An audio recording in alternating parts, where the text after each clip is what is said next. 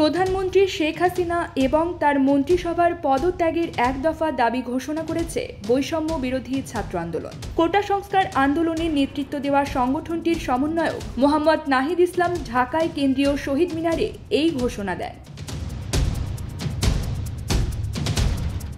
আজ শনিবার বিকেল 5:30টার দিকে শহীদ মিনারে সমবেত ছাত্র জনতার উদ্দেশ্যে বক্তব্য দেন নাহিদ। তিনি বলেন, প্রধানমন্ত্রী শেখ হাসিনা এবং তার মন্ত্রিসভাকে পদত্যাগ করতে হবে। তিনি আগামীকাল রোববার থেকে সারা দেশে অসহযোগ আন্দোলন চালিয়ে যাওয়ার ঘোষণা দেন। নাহিদ বলেন, সরকার পদত্যাগ না করা পর্যন্ত অসহযোগ আন্দোলন চলবে। সেনাবাহিনী সহ নিরাপত্তা বাহিনীর উদ্দেশ্যে তিনি বলেন, এই সরকারকে জনগণ প্রত্যাখ্যান করেছে। আপনারা সরকারকে সমর্থন না দিয়ে জনগণকে সমর্থন দিন। যে স্বতঃস্ফূর্ত ছাত্র নাগরিক অভ্যুত্থান শুরু হয়ে গেছে তার সঙ্গে মানুষকে যোগ দেওয়া এবং পাড়ায় পাড়ায় মহল্লায় মহল্লায় সংগঠিত হওয়ার আহ্বান জানান নাহিদ। তিনি কাল থেকে সর্বাত্মক অসহযোগ আন্দোলনের ঘোষণাটিও তুলে ধরেন।